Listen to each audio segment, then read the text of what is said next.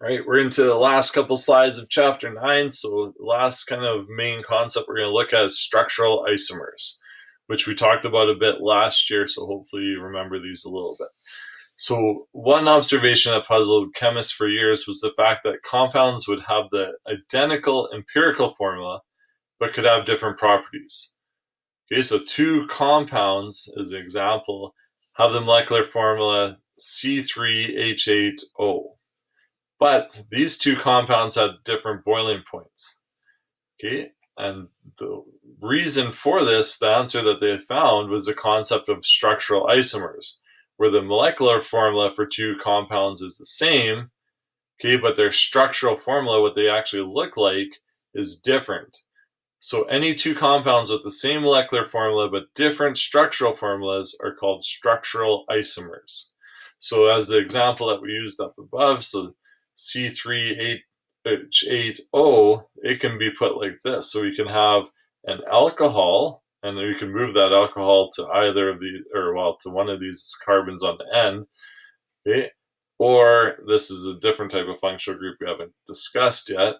Okay, but the O can be in between over here. Okay, both of these, this one, it'd be a little bit polar. This one's a lot more polar because it has a hydrogen bonding. So the boiling point for this is going to be a lot higher than for this one. Okay, and it has to do with the structural isomers. They both have the same formula, but it can be drawn different. Okay, same thing for like butane or methyl propane. Same formula, okay, but then the branches will change things a little bit there. Okay, as the number of carbon atoms in a hydrocarbon increase, the number of possible isomers increase. So if, for example, like decane, C10H22, has 75 possible isomers. When you get to C20H42, all of a sudden, like adding 10 more carbons, you go from 75 to 366, 300,319. Okay, add 10 more, and all of a sudden you're into the billions. Okay, this would be 4,111,846,763 possible isomers.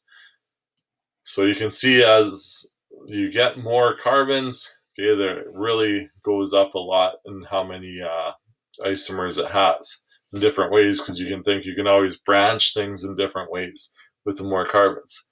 Okay, there are just 3 ways to connect a 5-carbon atom that makes up C5H12. Determine the structure of these 3 structural isomers and provide the correct name for each. Again, naming is really important, and that's how you kind of see that you're actually drawing something else. Okay, so C5H12. So we'll start with, I'm just going to draw the line, structural. Okay, 1, 2, 3, 4, 5. This is pentane. Okay, simple as it comes. Okay, so start with that one always. Okay, now we're going to take off one of the carbons. Instead of having it here, we're going to make it a methyl group. So this would be 2-methyl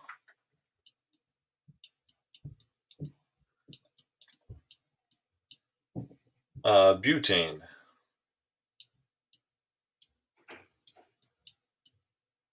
Okay, one of the biggest mistakes that are made with these is like you'll take this off and then they'll put it over here or something and say it's 1-methyl butane. Okay, remember, you can never have a branch coming off the first carbon. So if you ever put 1-methyl something, it just changes. 1-methyl butane is the same as pentane. Okay, and then the last one, if we take this branch off, or like this, and we're going to add it here. So we're going to have a 3-carbon chain, okay, and then we're going to have 2 methyl groups coming off that central carbon. Okay, and this would be dimethyl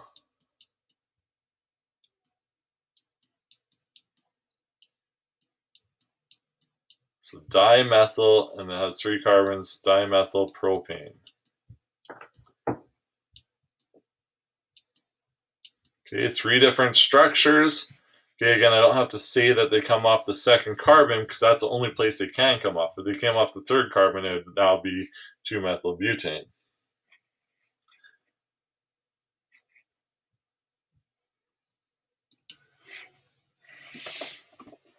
Okay. Next thing, kind of looking at separating of organic compounds. Okay, so again, we talked about like likes are soluble in likes, so lots of organic compounds are nonpolar. Okay, and so we have to find a way to, like when we get our crude oil, it has a whole bunch of different organic compounds. Okay, most of these items were not available for everyday use before the 1850s. Since then, the number of synthetic organic compounds have been growing exponentially. One of the major factors has been basically the chemical feedstock or the inexpensive raw materials.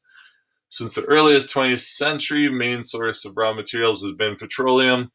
And really, we're going to kind of focus down here. Okay, we don't need the history so much, but okay, how do we separate these petroleum components? How do we get these different things out of, like, they're all in the crude oil? How do we separate them and use them for what we want? Okay, and so the first method is what we call fractional distillation. So fractional distillation basically involves the success of heating, evaporating, and cooling and condensing. So at a refinery, the petroleum is heated to high temperatures inside a large fractionating tower.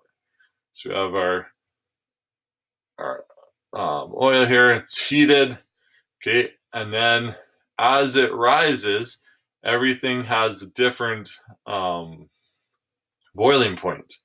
Okay, the more carbons, the higher the boiling point. And so when the petroleum is heated at very high temperatures, it vaporizes. As the vapors rise towards the tower, then the tower cools, so the tower is set at different temperatures.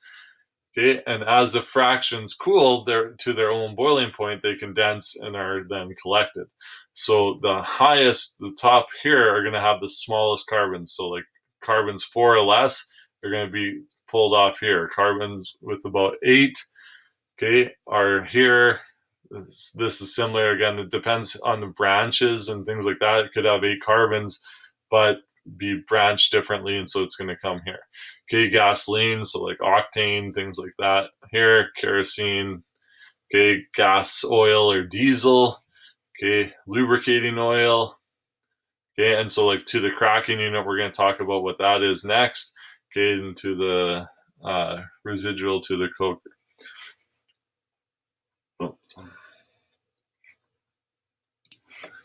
Okay, so once those different carbon branches are taken off, okay, once those fractions are removed, okay, they can be processed or purified further to make them more marketable. So the reactive carbon compounds in the petrochemicals in great demand because they convert a wide range of products from drugs and fertilizer to plastics and synthetic rubber. So crude oil, however, contains relative small amounts of these compounds required in the oil industry to develop techniques to convert less useful crude oil fractions into the needed petrochemicals. So the techniques to kind of take these bigger ones, so again, if you look on the last slide, okay, it says some are going to the cracking.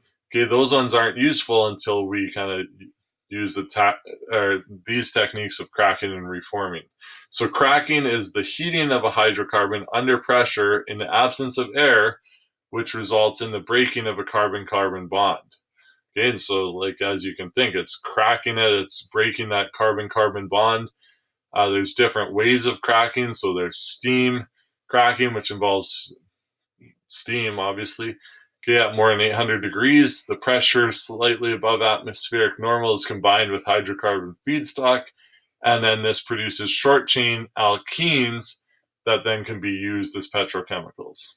Catalytic cracking is going to use a catalyst. Okay, so the low pressure process involves passing powdered catalyst through a heavy hydrocarbon fractions. Okay, at temperatures around 600 degrees, the catalyst acts to speed up the cracking process and favors the production of diesel oils and gasoline. So you take those larger hydrocarbons and break them into ones that we can use. Okay, hydrocracking is going to use the addition of hydrogen gas and transforms long chain alkanes into shorter chain alkanes and results in low-grade gasoline and heating oils, which are then usually upgraded. So these ones are usually taken to the next step, which is reforming. What reforming does is uses heat and very high pressure and catalysts to convert straight-chain alkenes into branched alkanes or cyclic alkanes and also aromatics. Alkylation is a type of reforming where short-chain alkenes produced in catalytic cracking are chemically joined under controlled heat and pressure in the presence of an acid catalyst such as sulfuric acid or hydrofluoric acid. This resulting molecules are upgraded to gasoline for high performance engines and aviation fuel. So they're taking these short chain alkenes and just heating them using catalysts to upgrade them to better hydrocarbons that are more useful. So the impurities are removed in the hydrocarbons using solvent extraction, which then mixes solvents with heavy oils. It'll dissolve any impurities, leaving a more purified product. All right, so that's the end of chapter 9. Okay, again, read through this in your textbook. Look on, if you don't understand some of this, go on to Google, type in cracking and reforming, or go on YouTube and see what videos are available.